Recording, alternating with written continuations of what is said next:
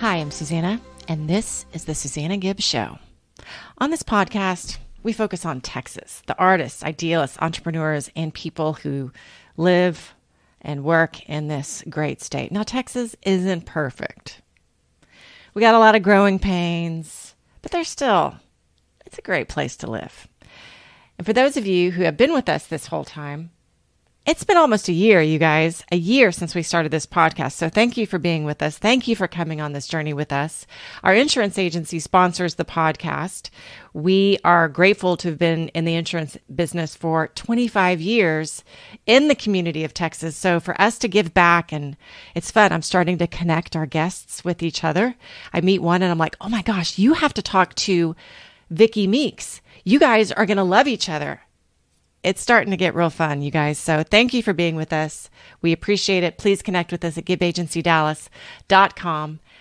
We always love to hear from you. And you will recognize our next guest if you've been with us for a while. His name is Rick Smith, Rock Bottom Outreach. He had a heart transplant. Gosh, earlier this year. It was crazy when I talked with him to realize it hadn't been that long. To have a heart transplant is not a small thing, guys. Like, you literally die. Your heart is taken from your body and then a new one is put in. And so that is not without some mental, physical, and emotional challenges. And so we circle back to him. We talk a lot about angels, his donor. I'm not going to spoil it. You'll have to listen. I hope you enjoy it. Thank you again for being here. I hope you have a happy holiday, whether you celebrate Christmas, Hanukkah, Kwanzaa, or just take the time to reflect, set some goals, hang out with your family, be chill. Happy holidays. Rick Smith from Rock Bottom Outreach, welcome back to the show. I feel like a veteran.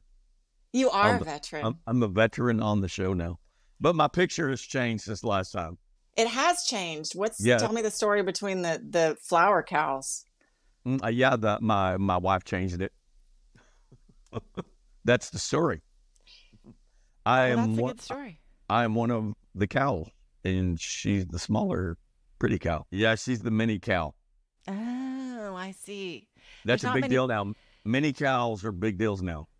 There's not many scenarios where you could call your wife a mini cow and get away with it. True. No. But they're getting cuter. I'll send you a picture later. Do you have said mini cow? Yeah. You do? Mm-hmm. How many animals do you have?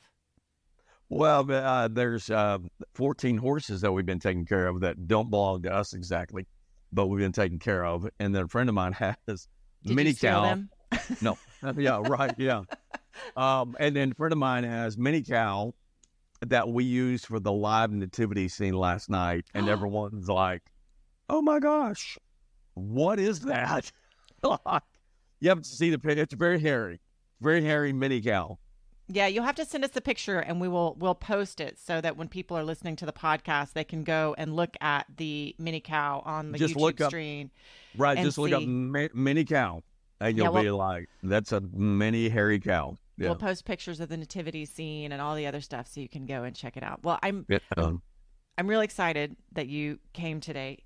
Rick Smith, we've been talking about having him back because people really loved the original podcast that he did and people were really moved by the story. And we were looking for a time and, you know, everything works out the way it's supposed to, doesn't it? So like we had somebody cancel and I was like, well, it's the holidays. It's a big time. Christmas is really important to a lot of people. Is there a show that we could do a tie-in to Christmas? And nativity scenes, angels, they're all part of the Christmas story. So welcome back. We're glad to have you.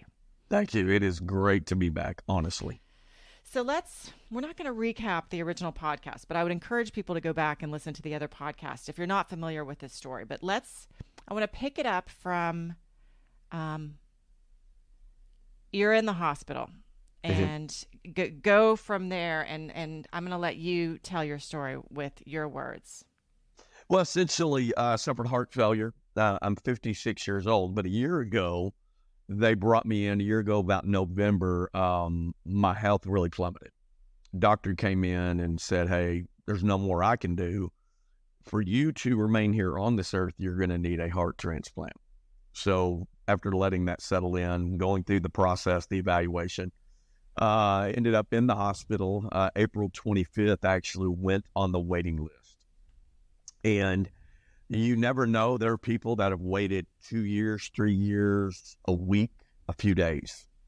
So I was actually in the ICU on May 25th when the Dr. Farr actually came in, blonde doctor I'd never seen before, and actually woke me up and said, Mr. Smith, I want to let you know, and I always emphasize this word, we have accepted a good young heart on your behalf. Mm. And so on May 27th, 2023, they actually took me to the operating room and I received my gift. Oh, your gift. That's so nice. I received my gift, and that is where, God, the timing was perfect because I was very close to death. So I had a near-death experience, and then I had that experience in the operating room as well. So I'm here today because of the gift that I received.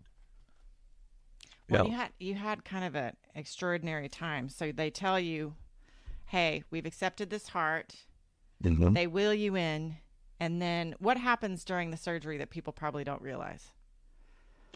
Well, a lot of times the heart is not even there yet, honestly.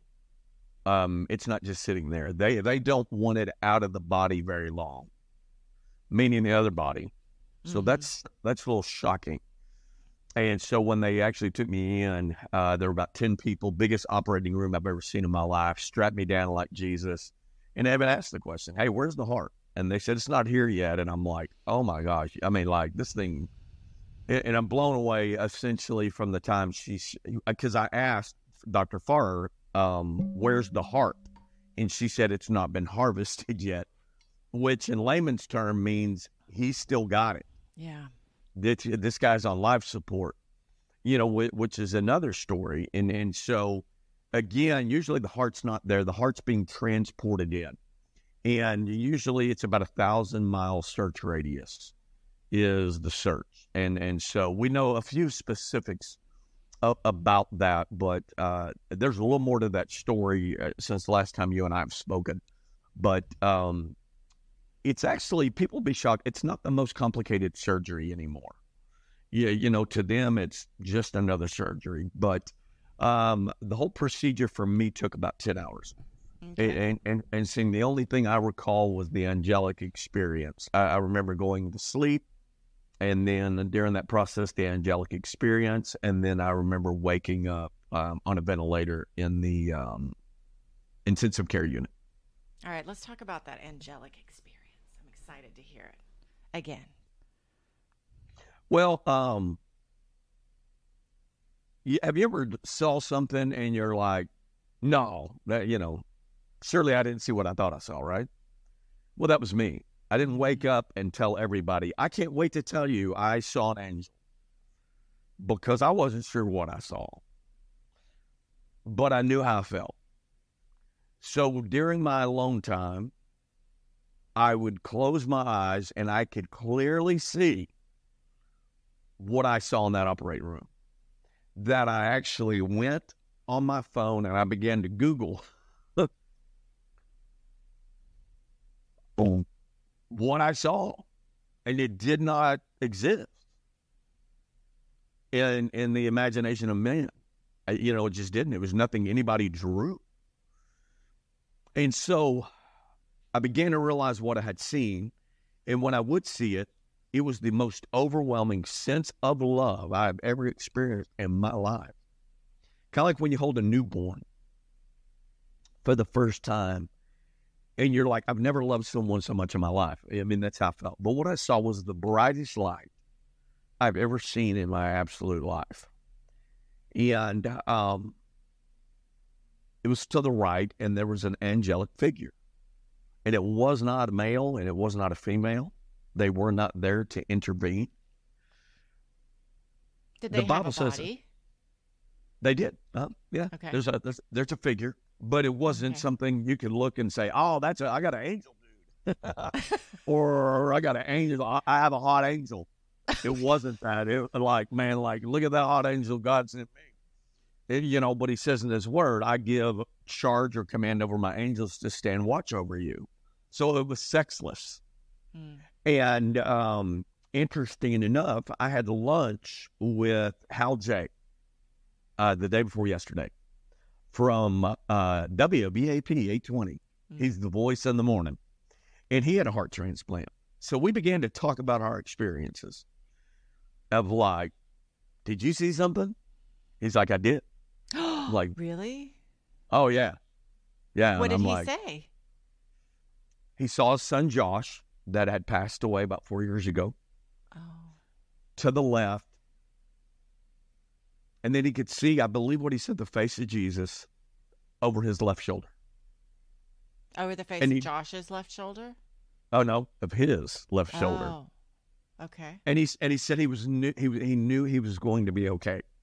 So he's not discussed with a lot of people for the same reason I haven't, because people think, oh, that you're absolutely crazy. Right. They look for the scientific and medical reason to explain it away, right? Yeah, to say that's impossible. And so it is, that I began to share, with people. And the more I share it, the more people open up about their experience to go, you know what? My grandmother said, or my dad said, or my brother said they saw something.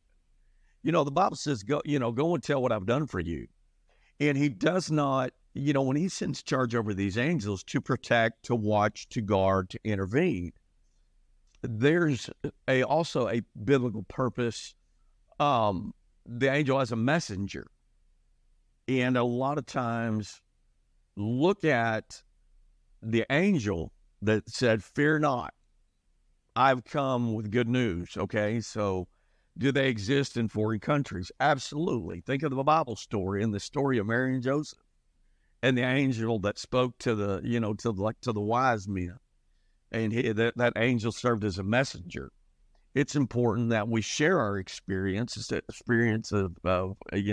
faith, hope, and love to encourage people to say that you're not alone. And I believe that without a doubt. And so that going through that, for some reason, it triggered a story from years ago that somebody shared with me. Okay. So, a young man named Mark, very addicted to drugs. Okay.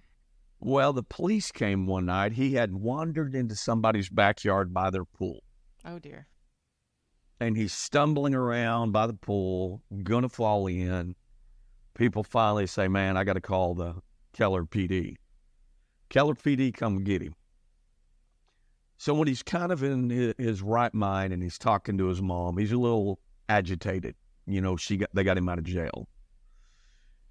And he said, Mom, how come at that party, all those people, I'm the only one they arrested?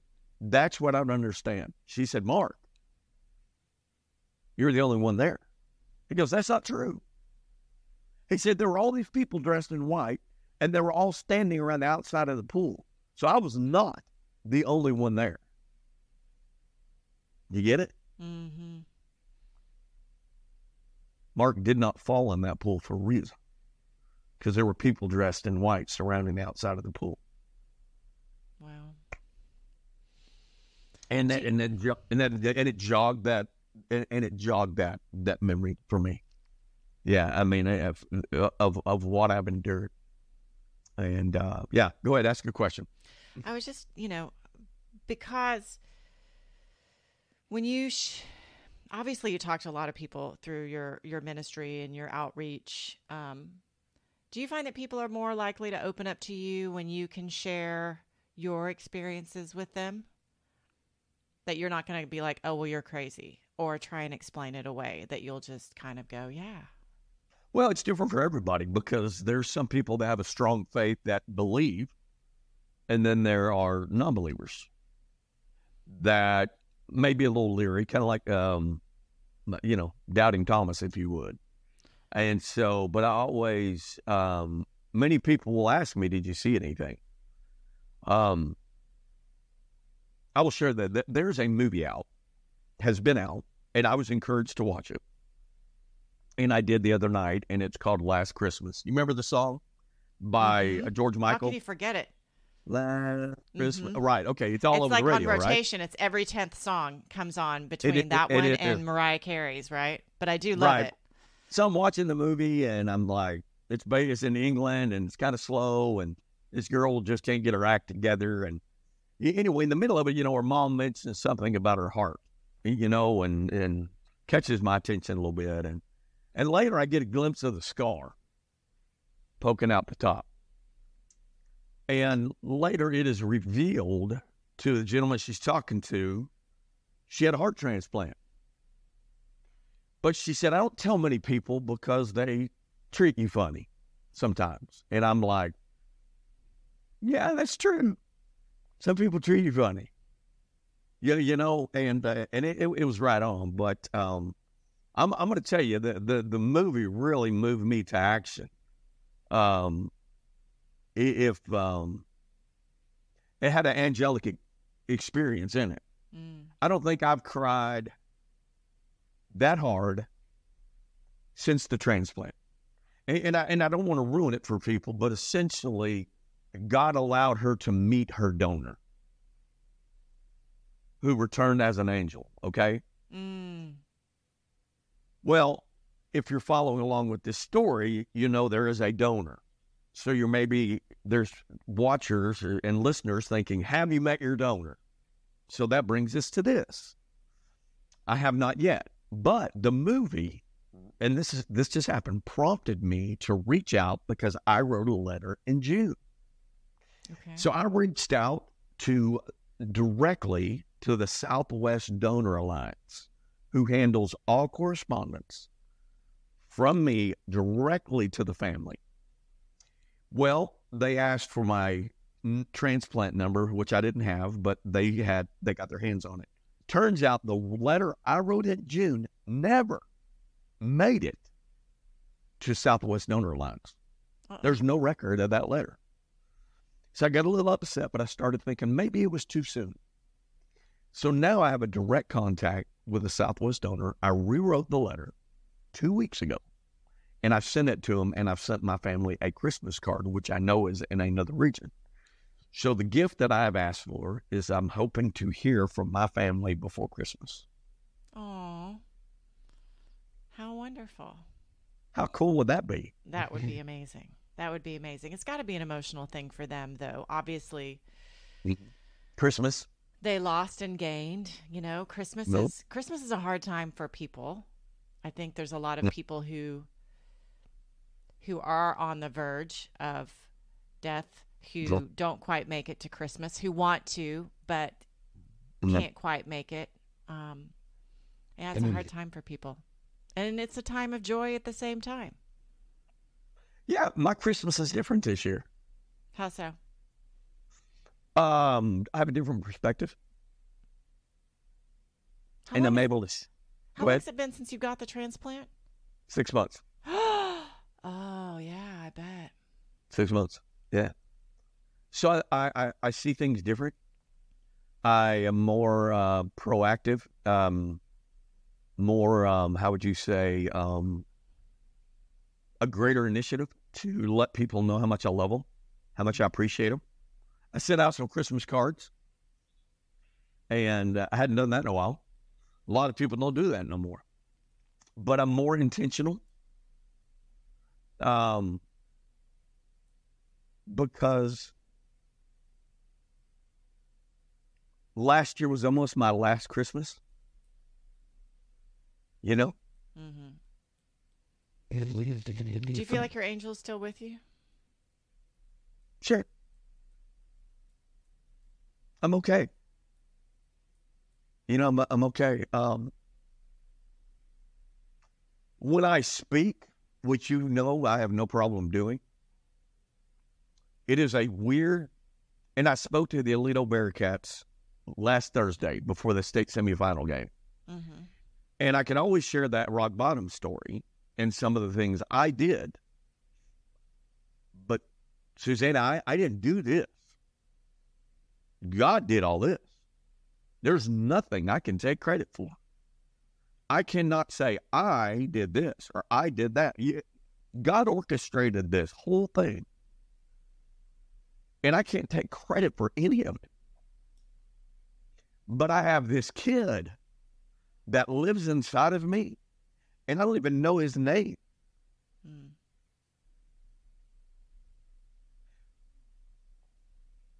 So we're celebrating Christmas together, and I'm doing the best I can to keep him alive in me. I don't know if he likes Christmas or not. Maybe he's your angel. Maybe so. Watching out for you since he got a piece of you. You're. Well, that's what I tell Toledo. Go out and play to honor somebody. Yeah. Don't do it for yourself. What I do now is not for me. It's to honor this kid that lives inside of me. To honor God, obviously, but, there's different emotions, like you cry tears of joy, right? Mm-hmm. Or you're sad. Mm-hmm. So I'm not sad at all. Overwhelmed with emotion still. I was at church recently at an extended worship, and I'm sitting in the back, and I want to talk to somebody about what I was feeling. But who was I going to talk to? Who in that whole sanctuary was going to relate to what I was going through? Because nobody there had had a heart transplant. So I got up to go to the restroom, and I run into Marcus Cannon. Marcus played in 5 Super Bowls and is a friend of mine, and played for New England Patriots, went to TCU. And I go, I need to talk to you. I said, there's nobody in there that's played in any Super Bowls that can relate to you. And that's exactly what I'm going through right now. And had a great conversation with Marcus Cannon about the challenge of sharing an experience that nobody can relate to. And that's why that's important. We have that relationship with Christ. Someone that we can freely talk to. And obviously my meeting with Hal J. But like I said, it's a weird congratulations, Susanna, when people say, oh, you got a new art. Congratulations. Thank you. Like I said, I like your sweater. He said, thank you. Yeah, you know what I mean? Yeah. But it's very different.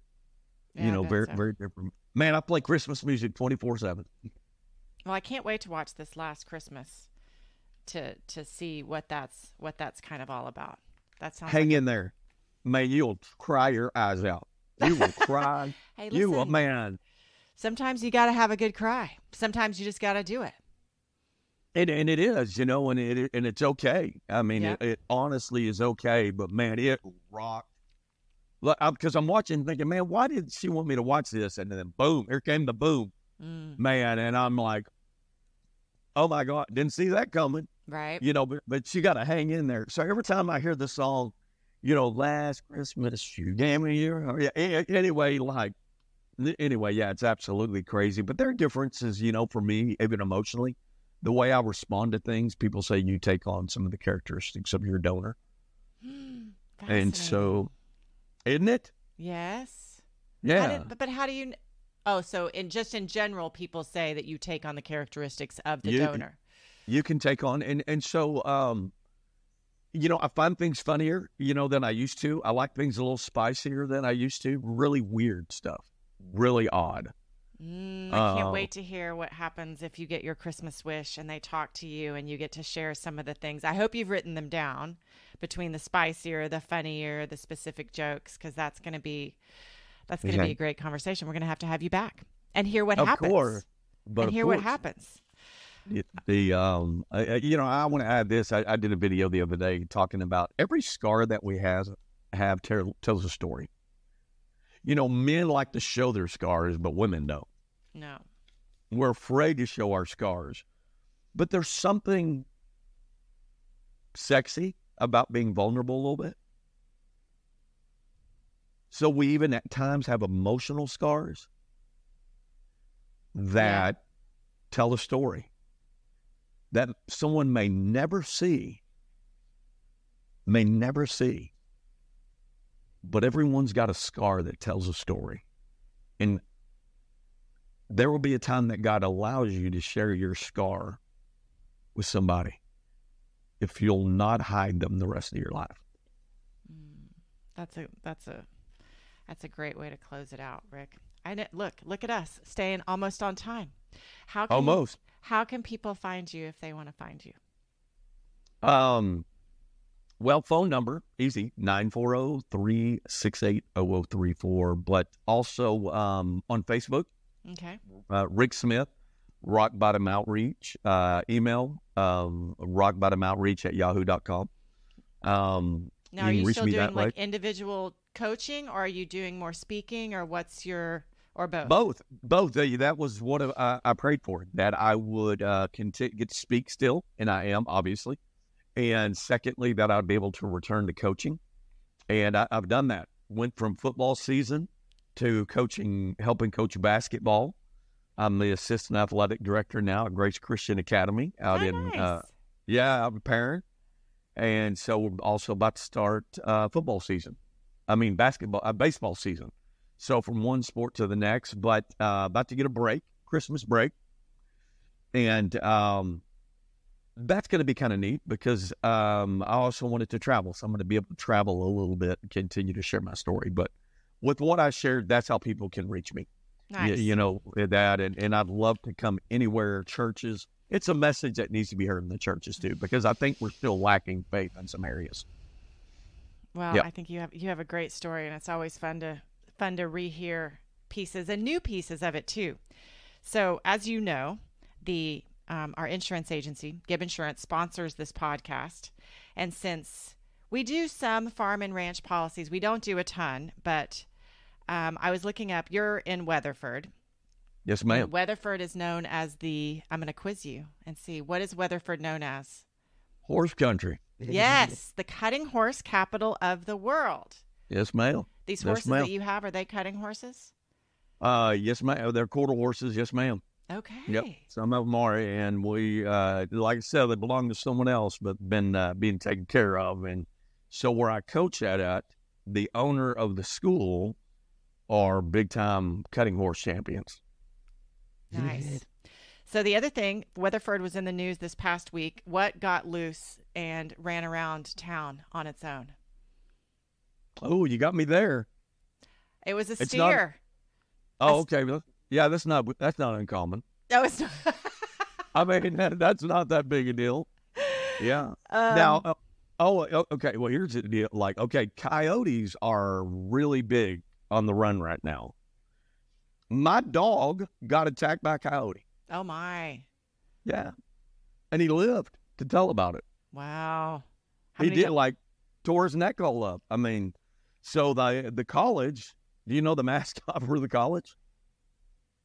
I just told it to you. Coyotes. The Weatherford Coyotes. Oh, my goodness. Yep. So going back to farm and ranch policies. Okay. Which do you have a farm and ranch policy? No, I don't need one, but I have a lot of people that do need them. Right. And then I have a horse insurance person too. Yep. That I know, they insure the horses, which is a big deal. Yep, because you have to insure the livestock either. And then I think people don't ever realize this. If a horse or livestock get out into the middle of the road, you hit the horse, whose fault is it? The owner's liable. Of the horse. Livestock. Yep. Mm-hmm. That's why you have to have livestock liability. And interestingly enough, if the claim on your auto policy, if for some reason they don't have it, is considered a comprehensive claim, even though you collide into the horse. Correct. It's a comp claim because technically the horse hit you, even though it was just standing there. Mm-hmm. It gets complicated real fast. No, it is. I had a sister-in-law that was paralyzed from hitting a cow. Oh my gosh! Cow got out on the total. Because the cow will just. I've heard so many stories of somebody hitting the animal and the animal's like, ow, and then walks off, Yeah. and your Yeah. car is destroyed. It's very much destroyed. You need to give cattle a lot of room if you come across. I mean, I'm going to be honest. If you come across, give it a little room because they'll run right into you. Yeah. They honestly will. But do you have there's cows? I mean, you have your mini cow, but do you have other cows? Yeah, well, used to have black Angus cattle that we raised, and so that's why it's important you tag them because people steal them or they get out. Yeah. You know, fence goes down. I know you need to move to Weatherford, and you can really sell some policy. I know, right? And we're also known for the Peach Festival. Oh, peaches. Yeah, Hutton's Peach Farm out here. You never seen so many peaches in your life. Millions of peaches. Then peaches on the for free. During the Peach Festival. Nice. Yeah, you have to come to the Peach Festival. Well, there's so many new people moving to Texas. That's one of the things that we're going to try and focus on as well. It's like, hey, there's all these communities around. So Weatherford is what, 30 minutes from Fort Worth? Is that right? About 30 minutes, yes, ma'am. And from door to door from Dallas is an hour 10? About an hour. Depends on if you use the tollway or whatever. But I go because I have to frequently go to the hospital still. It takes me about an hour and 10 minutes from that's here to UT Southwestern Medical, and that's off of Harry Hines in Dallas. Got it. That's where I go to. But you would love Weatherford. I shot a movie in Weatherford once. We actually faked it for Big Bend, which is not. I mean, Weatherford doesn't really look like Big Bend, but the downtown courthouse area is beautiful. That's right. Yeah. We were out in the middle of nowhere shooting, which was really fun. Yeah. There were cows on the property. You would turn around and there would be a cow standing there looking at you like, hey, what are you doing? I was like, what's going on, cow? Yeah, I shot 1883 up in Granbury. Oh, you did? What were you in 1883? I was an actor. I was a fine dressed man in the saloon, which is for Rena's. And so I spent the day with Tim McGraw and Sam Elliott. Oh, how fun. Yes, I had a prostitute at my table. Very awkward. Back in the day. A negative. Gotcha. She was an acting prostitute. She was an acting prostitute, but in ministry is very awkward. But so man, people love Weatherford. Just like you've been here. What movie did you film out here? It was the first film I ever did. It's not up right now. Where is it? Where is my picture? And I don't know. It's called Learning Curve. It was about a teacher who takes these bad kids, going nowhere kids, and puts them in a cage, and a circus cage, and slowly, as they learn to read and learn to become humans, good humans again, that's the course of the whole film. So you start out a bad kid and you become a good kid. By putting them in a circus cage. Yes, it's slightly twisted. You'll have to check it out. Yeah. A teacher wrote it. Curve. Yeah. And what do you play in it? Are you the teacher? I was one of the bad kids. No, because I was 21 when I did it, playing a 16-year-old. Yeah. I will check it out. I will check that out. That's very interesting. I'm sure that we can. Yeah. Yeah. Very, very, very interesting. Yeah. So I'll be dog. Yeah. All right. Check you out. You do a lot of stuff. You're very multi-talented. Well, You try. Always. The creative side. It's always emerged. Like I have the insurance agency. I have this creative thing. It's like, how can we merge the two? How can we promote this amazing area with all the clients that we have and give back to the community by helping you and promoting you and be creative at the same time. So this is Where's your office at? We're at Forest and 635 in Dallas. Really? And you're selling farm and ranch policies? I don't sell a ton, to be honest, but I do. Sure don't. I do get people who call, and nowadays you don't have to have a physical location in every place that you sell anymore. Everything's done online. Everything's done electronic. Nobody wants to come into my office. You would be a fixture in the community of Weatherford, Texas. You would sell a ton, just so you know. That's it. I'm moving to Weatherford. You should. The Peach Festival. That's it. I'll buy you a bushel of pieces. Awesome. A, Well, a peck, a peck or a of bushel. peaches. All right. Well, Rick Smith, Yep. thank you so much for being here. For all of you who are listening, thank you for being with us.